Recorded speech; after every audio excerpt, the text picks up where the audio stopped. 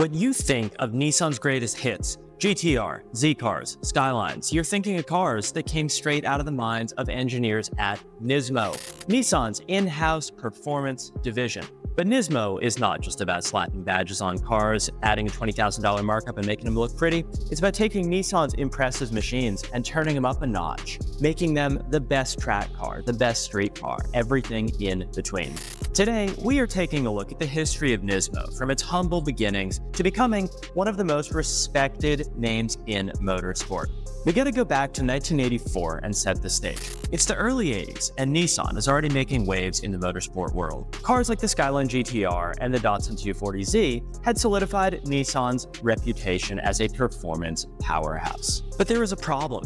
Nissan's motorsport efforts were scattered. They were disjointed. There was no single entity overseeing all of their racing and performance projects. Well, enter Nismo, short for Nissan Motorsports International Company Limited. Established in 1984, the idea was simple. Take all of Nissan's motorsport ambitions and combine them under one roof to create a focused, unified racing and performance division. From the outset, Nismo had one goal and one goal only, and that was dominate on the track and bring that expertise back to the streets. And of course, they didn't waste any time here. So in the 80s, Group A racing was the proving ground for some of the most legendary cars in history. Think of like the E30 M3, the Ford Sierra RS500 Cosworth, and of course, the Nissan Skyline GT-R, the R32 Godzilla, the car that would become synonymous with Nismo's rise to greatness. Nismo poured its resources into the R32 GT-R, developing a version specifically for Group A racing. Powered by the RB26 DETT, a 2.6-liter twin-turbo inline-6, the Skyline GT-R made upwards of 600 horsepower in race trim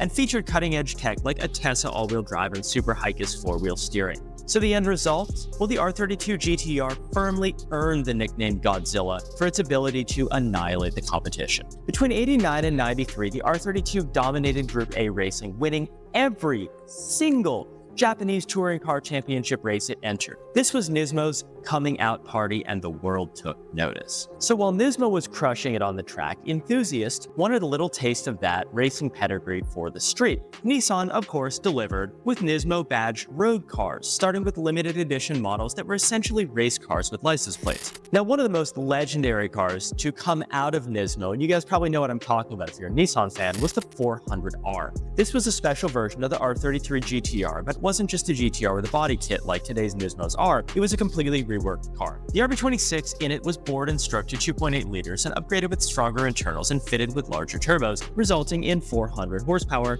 right out of the box. The 400R also had carbon fiber aero, wider fenders, upgraded suspension, Nismo LMGT wheels, making one of the most extreme GT-Rs ever made. Only 44 units were ever produced, and today they are worth $1 million if you can even find them. Now, Nissan also turned its attention to the Z platform, giving it the Nismo treatment as well for the 300ZX Z32. The upgrades for this car range from improved aero to high-performance exhaust systems, making the already capable Z32 even sharper. Now, this is basically the start of modern Nismo. In the 90s, Nismo set its sights on endurance racing, specifically the 24-hour of Le Mans. The Nissan R390 GT1 was their ticket to the world stage. Built to compete in the ultra-competitive GT1 class, the R390 featured a mid-mounted 3.5-liter twin-turbo V8, making over 600 horsepower.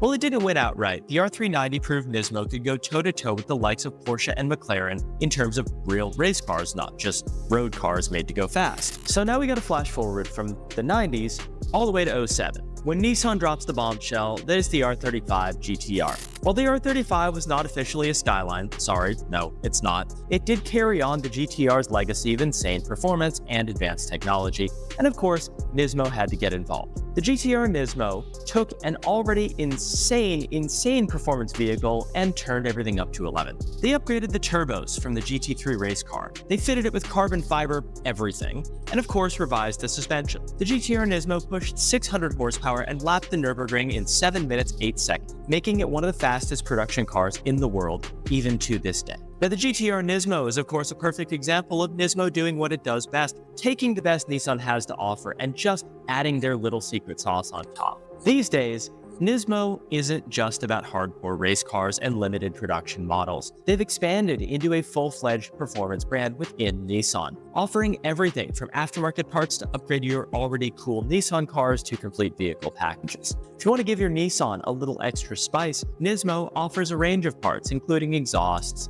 intake, suspension, and even engine upgrades. Whether you're driving a 370Z or a Frontier or even a Nissan Juke, there's a Nismo catalog item for you. Now, Nismo's also brought its expertise to more accessible cars, like the 370Z Nismo or the new Nismo Z, the Sentra Nismo, and even, like I mentioned before, the Juke Nismo. While these are not GT-Rs by any stretch of the imagination, they still offer a taste of Nismo's racing DNA in a car you can drive every day. So what's next for Nismo? Well, Nissan's future's not that bright, talking about only having 12 to 24 months of cash flow remaining, but the big question is whether or not Nismo can adapt to the electric era. Imagine an all-electric Nismo GT-R with instant torque and track-ready performance. It might sound crazy, but if anyone can make it happen, it's Nismo. The question here is whether or not Nissan is going to be able to survive long enough for these things to come to fruition. We're going to talk in a different video, but what's really going on at Nissan right now is something that is pretty unheard of in the auto manufacturing world. Nismo itself, though, well, it's more than just a badge. It's a promise that whatever wears it has been engineered by Nissan's best and brightest to deliver the best driving experience possible. Whether you're hunting for a Nismo GT-R or adding a Nismo exhaust to your 370Z, remember that you are tapping into a legacy of performance that has been over 40 years in the making. Thank you guys so much for watching the video. If there's another brand you want to see a history on like this one, drop it in the comments down below. Hit the subscribe button, hit the like button, hit the bell icon. I always forget to tell you guys to do that one. And if you're looking for wheels for your Nismo Z, regular Z, GT-R, or even your Nismo Juke, click the link down below in the description as well. We've got wheels, tires, suspension, exhaust, performance for every single vehicle under the sun. Thank you all so much for watching, and I'll see you in the next one.